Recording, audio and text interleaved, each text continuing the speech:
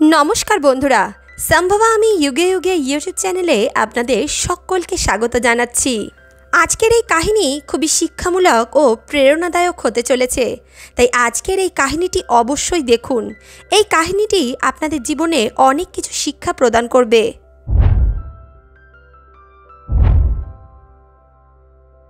গুজরাটের ছোট্ট একটি গ্রামে এক ছেলে বাস করে। সেই পরিবারে তার পিতা একটি কোম্পানিতে কাজ করত এবং যেই ছেলেটির সম্বন্ধে আমরা কথা বলতে চলেছি সেই ছেলেটি তখন গ্র্যাজুয়েশন করছিল। তার পিতা এতটা উপার্জন করে নিত যে তাদের পরিবারটা খুব ভালো মতোই চলে যাচ্ছিল। তাদের পরিবারটা খুব সুখে শান্তিতেই নিজেদের জীবন কাটাচ্ছিল। তাদের কোনোরূপ কোনো সমস্যা ছিল না। পিতা কোম্পানিতে কাজ করে পরিবারের প্রতিপালন করছিলেন, আর ছেলে গ্র্যাজুয়েশন করছিল আর ছোটোখাটো টিউশন করে নিজের পড়াশোনার খরচা তোলার চেষ্টা করছিল। পিতার নাম ছিল সঞ্জীব বর্মন এবং তার ছেলের নাম ছিল প্রবীণ বর্মন। তাদের জীবনে সব কিছুই ভালো মতোই চলছিল। তখনই করোনার মতো মহামারী দেশে আসলো, যার কারণে সঞ্জীববাবুর কাজ ছুটে গেল। সঞ্জীববাবু একটা কারখানাতে লেবারের কাজ করতেন, কিন্তু করোনার সময় যেহেতু সকলেই ঘরে বসে গেছিল, তাই দীর্ঘদিন কাজ না করার কারণে ওনার সেই কোম্পানি থেকে ওনাকে বিতাড়িত করে দেওয়া হয়। ওনার মতো আরও যে সমস্ত ওয়ার্কাররা সেখানে কাজ করত তাদেরও কাজ চলে যায়। তখন দেশে ভারী সংকট ছিল, তাই সকলেই ঘরের ভেতরেই থাকতো, কেউ ঘর থেকে বাইরে বেরোতো না। সেই সময় সম্বন্ধে তো আমরা সকলেই জানি যে ওই সময়টা কেমন সময় ছিল। সঞ্জীববাবু ভাবতেন কিছুদিনের মধ্যে হয়তো সব ঠিক হয়ে যাবে, আবারও তিনি ওই কোম্পানিতে কাজে যোগ দিতে পারবেন, তারপরে হয়তো আমার পরিবার আবারও সুখে শান্তিতে থাকতে পারবে। কিন্তু এই করোনার সমস্যা মিটে যাওয়ার পরও সঞ্জীববাবু যে কোম্পানিতে চাকরি করতেন সেই কোম্পানি থেকে ওনাকে আর ডেকে পাঠালো না। এমন অবস্থা আরও অনেক ব্যক্তিদের সঙ্গে ছিল। তারা যে কোম্পানিতে চাকরি করত সেই কোম্পানি থেকে আর তাদের ডাক আসেনি। আসলে সেই সময় আর্থিক পরিস্থিতি এমনই ছিল যে কোম্পানিরা অনেক ওয়ার্কারকে ছাঁটাই করে দিচ্ছিল, আর সঞ্জীববাবু তাদের মধ্যেই একজন ছিলেন। সঞ্জীববাবু নিজের কোম্পানিতে কথা বলতে গেলেন, কিন্তু সেখানে গিয়ে তিনি জানতে পারলেন যে ওনাকে তারা পার্মানেন্টলি বার করে দিয়েছেন। এমন অবস্থায় সঞ্জীববাবু এটা বুঝতে পারছিলেন না যে তিনি এখন কি করবেন, কারণ ওনার ছেলে এখনও গ্র্যাজুয়েশন করছিল আর ওনার সমস্ত পরিবারের দায়িত্ব ওনার উপরই ছিল। তাই উনি কোথায় যাবেন, কি করবেন, কিভাবে নিজের পরিবারের প্রতিপালন করবেন, এই সমস্ত কথা ভেবে ভেবে উনি হয়রান হয়ে যাচ্ছিলেন। প্রথম দিকে সঞ্জীববাবু নিজের আত্মীয় স্বজনের থেকে, নিজের চেনা পরিচিত লোকেদের থেকে কিছু টাকা পয়সা ধার নিলেন, যাতে উনি ওনার পরিবারের প্রতিপালন করতে পারেন। কিন্তু এমনটা তিনি কতদিনই বা করতে পারতেন? ধার বাকিতে তো আর সংসার চালানো যায় না। উনি অনেক কোম্পানিতে চাকরির জন্য আর্জিও জানিয়েছিলেন, কিন্তু সব জায়গা থেকেই ওনাকে রিজেক্ট করে দেওয়া হতো। ওনার বয়সটাও একটু বেশি ছিল, তাই কোথাওই তাকে কাজে রাখা হচ্ছিল না। সঞ্জীববাবুর একজন প্রতিবেশী, যিনি অটো ড্রাইভার ছিলেন, আর সঞ্জীববাবুর সঙ্গে ওনার খুব ভালো পরিচয় ছিল। এমনই একদিন সন্ধ্যাবেলা যখন সঞ্জীববাবু তার সেই বন্ধুর সঙ্গে গল্প করছিলেন এবং নিজের সমস্যার সম্বন্ধে তাকে সমস্ত কিছু জানাচ্ছিলেন, তখন সেই ব্যক্তি তাকে বললেন, তোমার যদি এত সমস্যা থাকে তাহলে আমার কাছে তোমার জন্য একটা কাজ আছে, তুমি যদি করতে চাও তাহলে করতে পারো। তখনই সঞ্জীববাবু তার সেই বন্ধুকে জিজ্ঞেস করতে লাগলেন, কি কাজ তুমি আমাকে বলো, দেখো যদি আমি করতে পারি তাহলে তো অবশ্যই করব, আমার তো কাজের খুব প্রয়োজন। তখনই সঞ্জীববাবুর সেই বন্ধু বলতে লাগলো, দেখো ভাই, জীবনে কোনো কাজ ছোট অথবা বড় হয় না, সব কাজই সমান হয়। যে কাজ তুমি মন দিয়ে করবে সেই কাজেই তুমি সফল হবে। দেখো, অটো চালানো কোনো খারাপ কাজ নয়, আর আমার মনে হয় তুমি যদি অটো চালাও তুমি খুব সহজেই এই অটো চালানো শিখেও যাবে। সঞ্জীববাবু প্রথমে তো অটো চালাতে রাজি হচ্ছিলেন না। পরক্ষণে ওনার যখন নিজের পরিবারের কথা মনে হলো, পরিবারের আর্থিক পরিস্থিতির কথা মনে হলো, তখন তিনি বাধ্য হয়ে অটো চালাতে রাজি হয়ে গেলেন। সঞ্জীববাবু তার বন্ধুকে বলতে লাগলো, কিন্তু ভাই, আমি তো অটো ঠিকঠাক চালাতে পারি না, তুমি এক কাজ করো, আমাকে তুমি অটো চালানো শিখিয়ে দাও, তারপর আমি অটো চালাবো।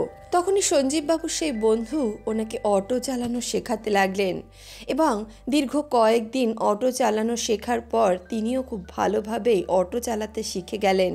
সঞ্জীববাবু একটি লোন করলেন এবং লোনে একটি অটো কিনলেন।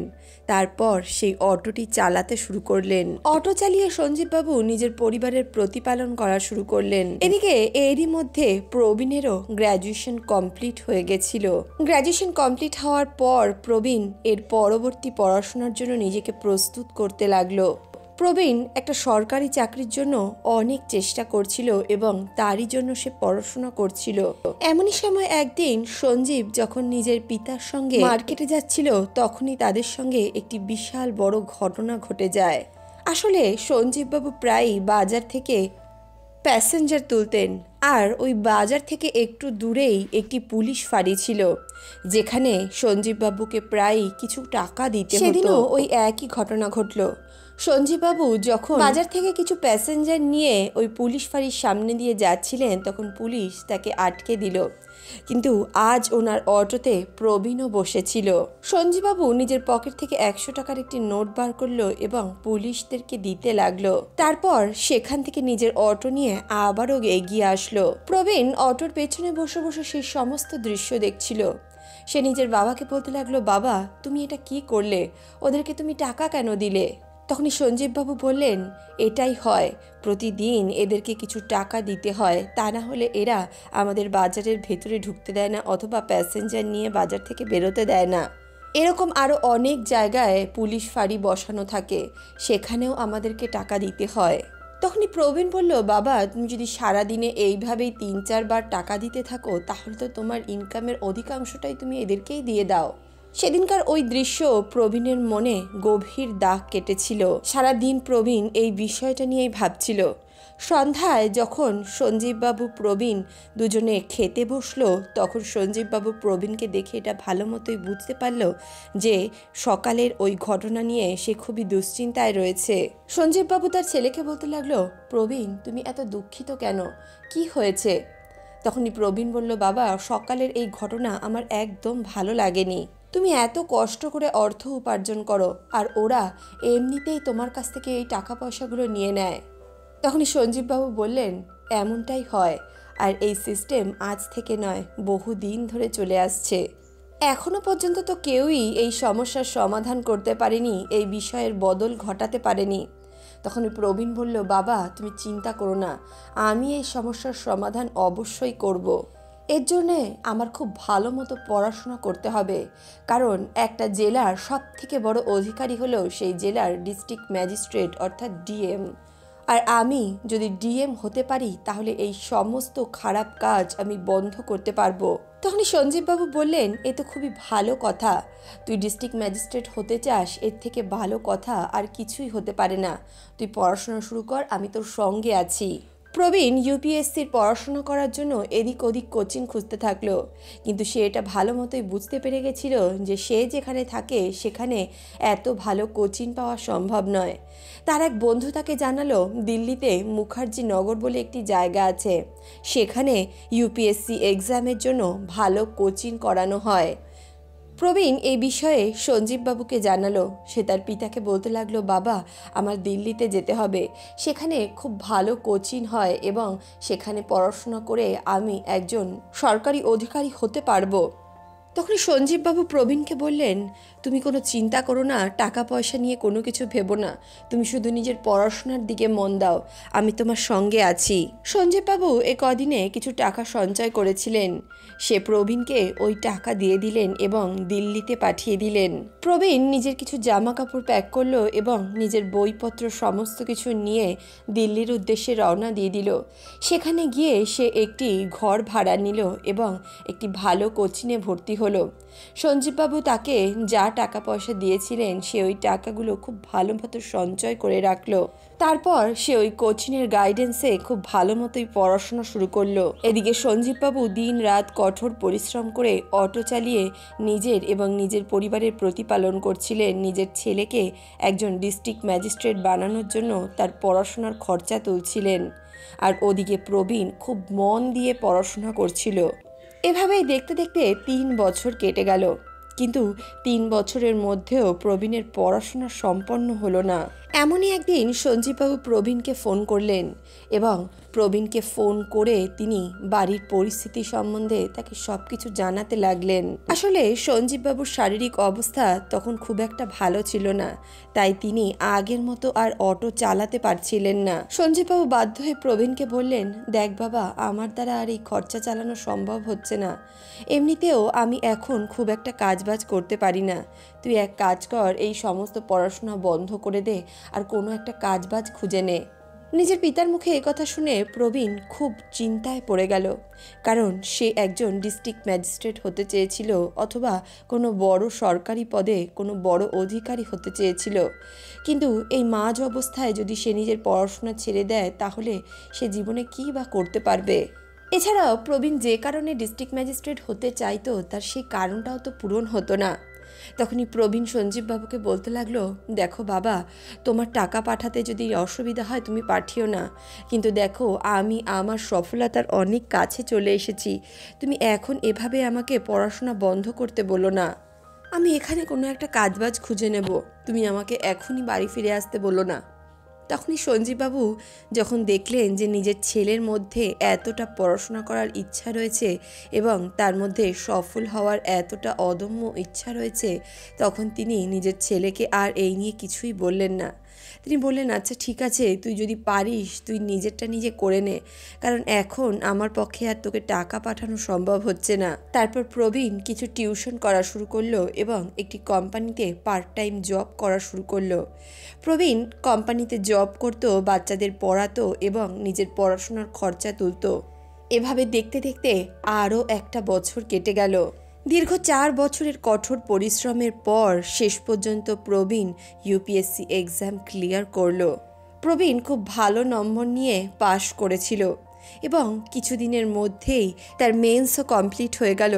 সেখানেও সে খুব ভালো নম্বর নিয়ে পাশ করলো এবং তারপর তাকে ইন্টারভিউর জন্য ডাকা হলো। প্রবীণ যখন ইন্টারভিউ দিতে গেল তখন সেখানকার এক্সামিনাররা যখন প্রবীণের সম্বন্ধে জানতে চাইল তখন প্রবীণ নিজের এবং নিজের পিতার সম্বন্ধে সমস্ত কিছুই তাদেরকে জানালো। প্রবীণ বলল কেন সে একজন ডিস্ট্রিক্ট ম্যাজিস্ট্রেট হতে চায়।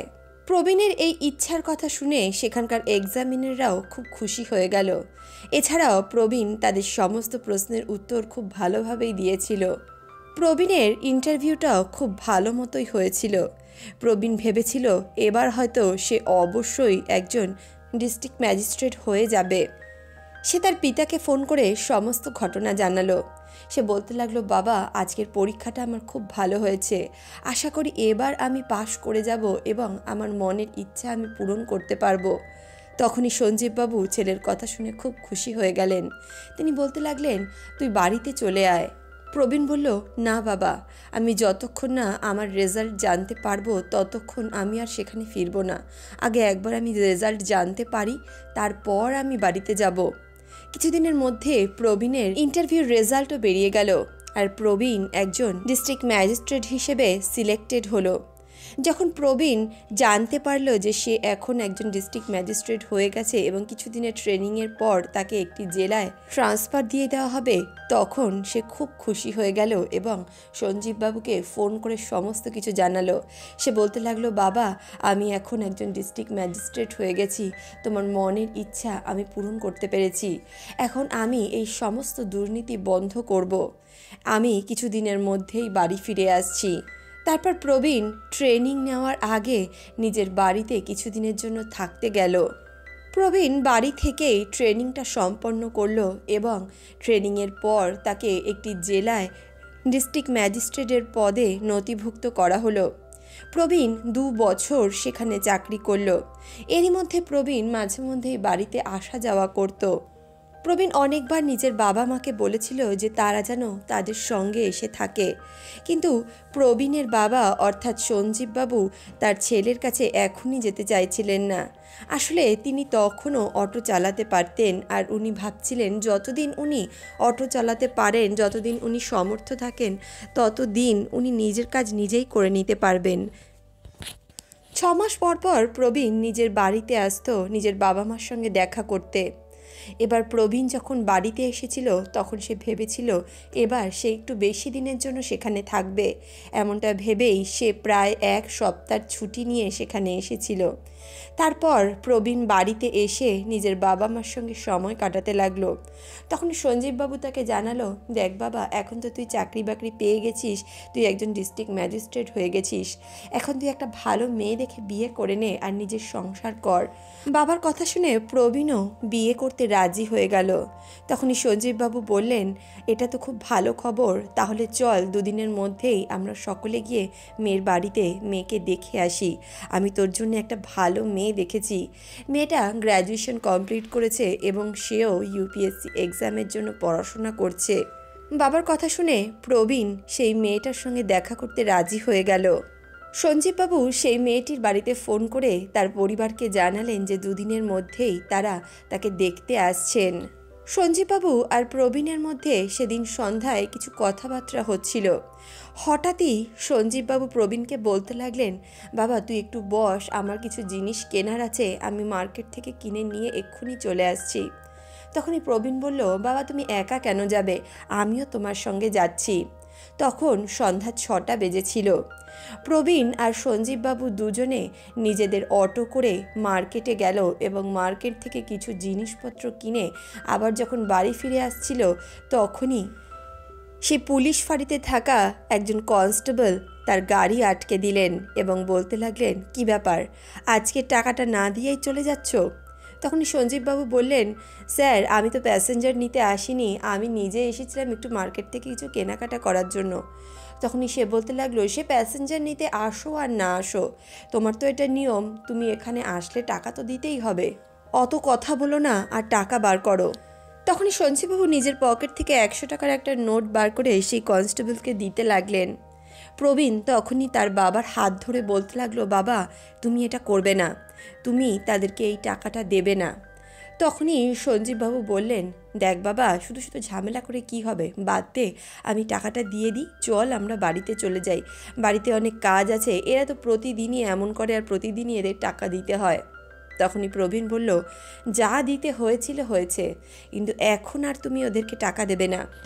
এমনটা শুনে সেই কনস্টেবল প্রচণ্ড রেগে গেল এবং সঞ্জীববাবু আর প্রবীণকে গ্রেপ্তার করে নিল আর তাদের অটোটাও বাজেয়াপ্ত করে নিল। কনস্টেবলটি ওই অটো এবং সঞ্জীববাবু আর প্রবীণকে নিয়ে থানায় পৌঁছলো এবং সেখানকার দারোগার সঙ্গে কথাবার্তা বলতে লাগলো। দারোগা তখন সঞ্জীববাবুর কাছে এসে ওনাকে বকাবকি শুরু করলেন। তখনই প্রবীণ বলল, স্যার আপনি এটা কি করছেন? আমরা তো কোনো ভুল কাজ করিনি, আপনি কেন আমাদের সঙ্গে এমন ব্যবহার করছেন? এক তো আপনারা আমাদের কাছ থেকে এইভাবে টাকা নিচ্ছেন, তারপর আবার আমাদেরকেই ধরে নিয়ে এসেছেন, এমনটা আর চলবে না, আমি আপনাকে এমনটা করতে দেব না। প্রবীণের মুখ থেকে এমন কথা শুনে সেখানকার দারোগা প্রচণ্ড রেগে গেল এবং প্রবীণকে ও তার পিতাকে লকআপে ঢুকিয়ে দেওয়ার কথা বলতে লাগলো। তখনই প্রবীণ বলতে লাগলো, আপনি এইভাবে আমাদেরকে লকআপে দিতে পারেন না। তখনই দারোগা বলতে লাগলো, তুই বেশি আইন শেখাচ্ছিস আমাকে, কিছুক্ষণের মধ্যেই তোর সব আইন বেরিয়ে যাবে যখন তুই লকআপে কিছুক্ষণ সময় কাটাবি। কনস্টেবল সঞ্জীববাবু আর প্রবীণকে লকআপে বন্ধ করে দিল। তার আগে তাদের ফোন এবং ওয়ালেটটাও তারা তাদের কাছ থেকে নিয়ে নিল। কিন্তু প্রবীণ যখন অটো করে সেখানে আসছিল তখন সে ফোনে কাউকে মেসেজ করেছিল। প্রবীণ আর সঞ্জীববাবু দুজনেই লকআপের ভিতরে বসে বসে কারোর আসার অপেক্ষা করতে লাগলো। এই সময়ের মধ্যে তাদের দুজনের মধ্যে কিছু কথাবার্তা হলো। তারা দুজনে লকআপের ভিতর বসে বসে কথা বলছিল এবং নিজেদের মধ্যেই হাসাহাসি করছিল। এদিকে কনস্টেবল যখন দেখলো এদেরকে লকআপে ভরে দেওয়ার পরও এরা এইভাবে লকআপের ভিতর ঢুকে হাসাহাসি করছে, তখন তারা খুব অবাক হয়ে গেল। তাদেরকে এমনটা করতে দেখে প্রবীণ আরও বেশি জোরে জোরে হাসতে লাগলো। তখনই একটি সাইরেনের আওয়াজ আসলো। কিছুক্ষণের মধ্যেই ওই থানায় ওই জেলার ডিএম সাহেব এবং এসপি সাহেব এসে উপস্থিত হলেন। এদিকে যখনই ওই থানার দারোগা এবং সেখানকার কনস্টেবলরা দেখলো যে ডিএম সাহেব এবং এসপি সাহেব সেখানে একত্রিত হয়ে এসেছেন, তখন তারা সবাই অবাক হয়ে গেল এবং তারা সকলেই উঠে দাঁড়ালো আর তাদেরকে সেলিউট জানালো। সেই জেলার ডিএম সাহেব তখন সেখানকার দারোগাকে বলতে লাগলেন, তুমি এগুলো কি করছো? তুমি একজন দারোগা হয়ে এমনটা করছো, এটা কি তোমার শোভা দিচ্ছে?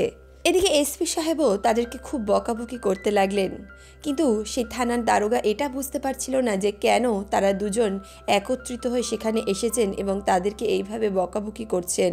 তখনই দারোগা বলতে লাগলো, স্যার আমি কি করেছি, আপনারা এইভাবে আমাকে কেন বলছেন? আমি তো নিজের কাজ খুব ঠিকঠাকভাবেই করে চলেছি। তখনই এসপি সাহেব বলতে লাগলেন, তোমার মাথা খারাপ হয়ে গেছে, আমরা সব জানি যে তুমি এখানে কি করছো।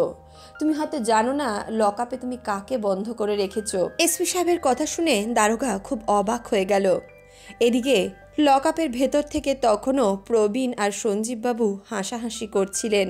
এসপি সাহেব সেখানকার এক কনস্টেবলকে বললেন, তাড়াতাড়ি লকআপের গেটটা খোলো, এদের দুজনকে বাইরে বার করো, তোমরা জানা তোমরা কাকে বন্ধ করেছো। সেই জেলার ডিএম সাহেব বলতে লাগলেন, ইনি অমুক জেলার ডিএম সাহেব, তুমি একজন ডিএমকে লকআপে বন্ধ করে রেখেছো, তোমার মাথা খারাপ হয়ে গেছে। প্রবীণ যখন এই সমস্ত ঘটনা দেখছিল তখন সে তার মোবাইল ক্যামেরা অন করে রেখেছিল এবং ওই সমস্ত ঘটনা সে ক্যাপচার করছিল। কনস্টেবল যখন প্রবীণ আর সঞ্জীববাবুকে লকআপের বাইরে বার করলো তখন প্রবীণ সেখানকার দারোগা এবং কনস্টেবলদের উদ্দেশ্যে বলতে লাগলো, তোমরা যেটা করেছো সেটা খুব অন্যায় করেছো, তোমাদের উপর সমাজের সুরক্ষার দায়িত্ব রয়েছে, তোমরা সমাজের সুরক্ষা করবে, সকলের দেখাশোনা করবে, বিপদে আপদে মানুষকে সাহায্য করবে, আর তোমরা তা না করে গরিব মানুষদের কাছ থেকে টাকা আদায় করছো। গরিব অটো চালক, রিক্সা চালক এরা সারা দিন কষ্ট করে অর্থ উপার্জন করে, নিজের পরিবারের প্রতিপালন করে, আর তার মধ্যে থেকে অধিকাংশ টাকাই তোমরা নিয়ে নাও, তাহলে এরা নিজেদের পরিবার কিভাবে চালাবে? তোমাদেরকে সরকার থেকে বেতন দেওয়া হয়, তারপরও তোমরা এমন কাজ করো। তোমরা একবার ভেবে দেখেছো এরা সাধারণ মানুষ কত কষ্ট করে নিজেদের জীবিকা নির্বাহ করে, আর এরা সারাদিনে যা উপার্জন করে তার অধিকাংশটাই তোমাদেরকে দিয়ে দিতে হয়। প্রবীণ বলতে লাগলো, তোমরা যা করেছো তার সমস্ত প্রমাণ আমার কাছে আছে, আর আমি এই প্রমাণ সঠিক জায়গায় পাঠিয়েও দিয়েছি। সেই থানার কনস্টেবলরা তখন প্রবীণের কাছ থেকে ক্ষমা চাইতে লাগলো, কিন্তু প্রবীণ তাদেরকে ক্ষমা করলো না। প্রবীণ বলতে লাগলো, তোমরা যা করেছো সেটা খুব অন্যায় করেছো, আর এর শাস্তি তোমাদের পেতেই হবে। আর এছাড়াও তোমরা আজ থেকে নয়, বহু বছর ধরে এই একই কাজ করে চলেছো। পরবর্তীকালে প্রবীণ তাদের বিরুদ্ধে যথার্থ শাস্তির আবেদন করলো এবং তাদেরকে যথার্থ শাস্তিও দেওয়া হলো। এই কথা চারদিকে ছড়িয়ে পড়ল এবং সকলেই প্রবীণের এই কার্যকলাপের জন্য তাকে অনেক প্রশংসিত করলো। এই ঘটনার কয়েকদিন পর প্রবীণ সেই মেয়েটিকে দেখতে গেল এবং কিছুদিনের মধ্যেই তাদের বিয়ে ফিক্স হয়ে গেল। 2 মাস পর প্রবীণ আবারও বাড়িতে আসলো এবং তার পিতার পছন্দ করা মেয়ের সঙ্গে বিয়ে করলো। পরবর্তীতে প্রবীণ তার মা বাবা এবং তার স্ত্রীকে নিয়ে তার কোয়ার্টারে চলে গেল এবং ন্যায়পরায়ণতার সঙ্গে নিজের কাজবাজ করতে লাগলো। তাহলে বন্ধুরা, আজকের এই কাহিনী, আজকের এই প্রসঙ্গ আপনাদের কেমন লাগলো কমেন্ট বক্সে অবশ্যই লিখে জানাবেন।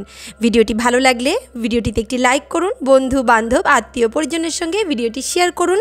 এছাড়াও আপনাদের কাছেও যদি এমন কোনো কাহিনী, এমন কোনো প্রসঙ্গ থাকে তাহলে আমাদেরকে কমেন্ট বক্সে লিখে জানাতে পারেন।